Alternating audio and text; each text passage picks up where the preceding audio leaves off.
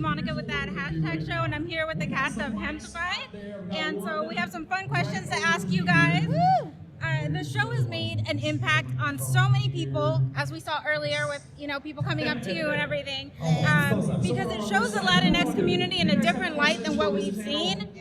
It's very honest and authentic. How has the show made an impact in your own communities? How has it impacted my community? I can't say it's impacted where I live, but I've noticed how the community has responded as in general.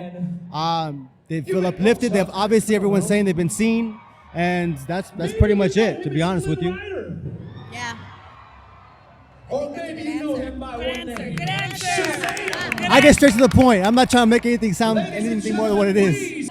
The first season aired during the global pandemic, and it took a while, but you finally got season 2. Yeah. So congratulations. Thank you. What has it been like trying to tell these important stories during a pandemic? I feel like we went, you look at, what do they say? They tried to bury us, but they didn't know we were seeds. I think we always do we're just as a community, as a people, we're used to not getting enough, but still making even more than you thought that we could. So I think that's a testament to what we all put and poured into this season. It's tough for every single person on set. Even here, you have your camera guys and your sound guys with masks on, lighting with masks on, trying to communicate with each other. How do we get them lit? We're trying to communicate with them. What do we need? And even before all of this, it was difficult. So now with that added on, but we're troopers, we do it, and I can't wait to see what work we get allotted to do when we don't have all of these obstacles in our way. Absolutely. And you guys sound like I'm yelling at you guys Yeah. right now. I'll just piggyback off that and just say, it was just another hurdle to go over during the process. But I mean, the work itself, it resonates with all of us, the scripts and everything. So it's authentic. That doing the work was easy, just staying focused. It was just jumping over that hurdle of putting on the mask and dealing with it. Everyone else had to deal with it in their own occupation. So.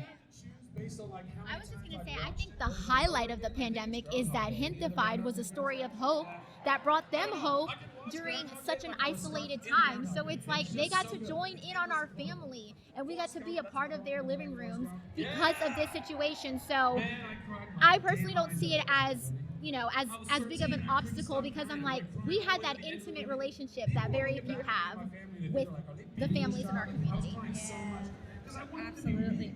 So at the end of season 2, and no spoilers or anything, but we do see a lot of things changing for the characters, and especially, for your characters, but it still feels like there's a lot of story left to tell, right? What do you hope to see in your own characters as you go into future seasons?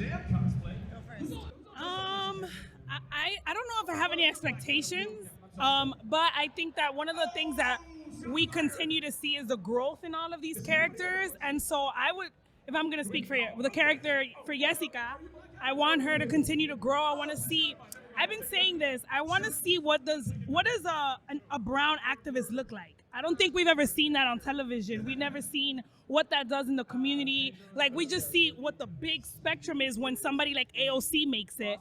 But like, what does a small town activist, what does that look like? What does a community organizer look like? What does it involve? Like, I'm sure so many people could be able to, like, that. It would be beautiful to have a lens into that world. So I'd like to see more of that.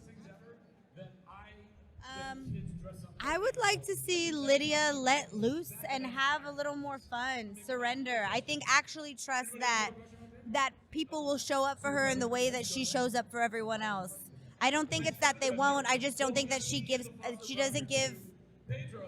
doesn't trust that people will. She doesn't give anybody an opportunity. So I'd love to see her surrender and like let loose and have fun, because I keep hearing like, dang, she's a little harsh.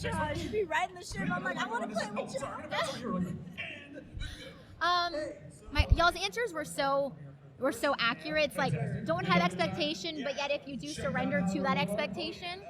I think with Ana, it's what is it like not having your family there all the time to be that shoulder to cry on. Like, what is she like on her own, right? It's so scary because as Latinos, we are so scared to leave our families. Like, let me tell you, I'm like all up in my mom's space still. But what is that like for her? Like, to have that independence and like make those decisions on her own instead of having every family voice giving her advice on that, which I mean, as Latinos will never not have that advice, but right, to make those decisions on her own genuinely. For myself, I'd like to tackle the conversation of the relationship or lack thereof with Eric and his father. I'd like to tackle what are his hobbies, what are things, his goals, everything that he sacrificed. This stuff, I mean, because you look at Eric, and I've had two different responses to Eric. I've had, man, this guy can't get his shit together, and it's like the part that people don't understand is what he's already overcome that you haven't seen. Like the way I relate to Eric and the way that to a lot of my characters is vulnerability and pain. There's a lot of pain that you haven't witnessed, that you see in his eyes, that you see that he's gone through shit, but you don't know what he's gone through. So that's what I would like to be focused on. Absolutely. And then a lot of people here at LA Comic Con are going to see you guys for the first time and maybe go home and turn on the show. What do you hope they take? A lot of people are going to see the show for the first time after seeing you here. What do you hope audiences take away with them when they watch the show for the first time? Humanity. I want them to see that. I want them to see us being these humans that are so multi-dimensional, that like are flawed, that mess up, but can also own their shit when they mess up, right? I want them to understand that like we are them and they are us, right? And that they're seeing themselves on television. Like it's just another show, like we keep saying.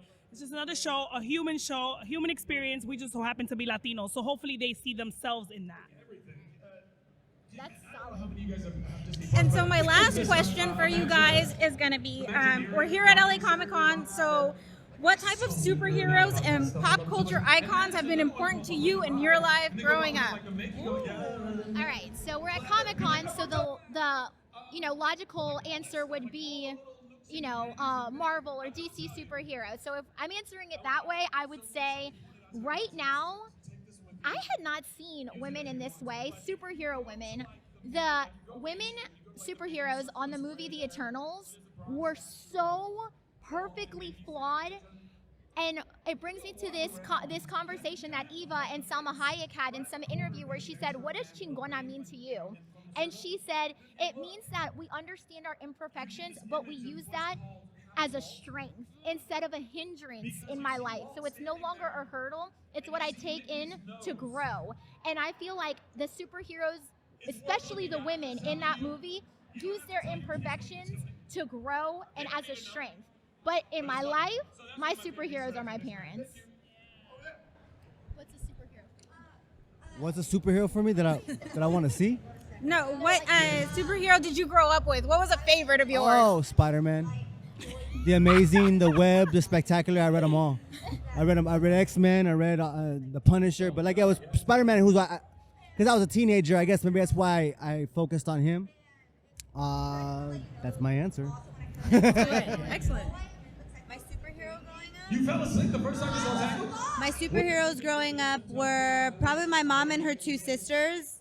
I didn't have my dad in my life growing up, so like seeing a bunch of strong women. So, and I also didn't grow up watching comics and Marvel or DC until I became an adult.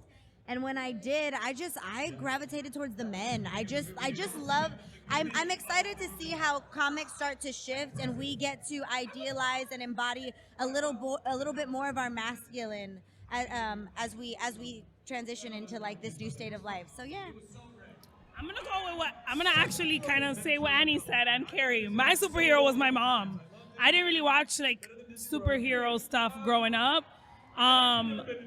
So yeah, my mom and all the strong women in my family, those are my superheroes. And I feel like, I mean, now pop culture icons too, I would say to me, one of the superheroes that to the community, I would say Celia Cruz to me is a pop culture icon and a superhero in her own right for the way that she navigated her strength and power as this woman on stage, being the only woman in salsa and dominating it as the queen. Oh, wait, I have a better one. My superhero is Nacho Libre. No, I'm just kidding. right, guys. Well, that's going to wrap it up. Thank you so much for being here with us today. I really appreciate Thank talking you to so much, Mama. Nice to meet you.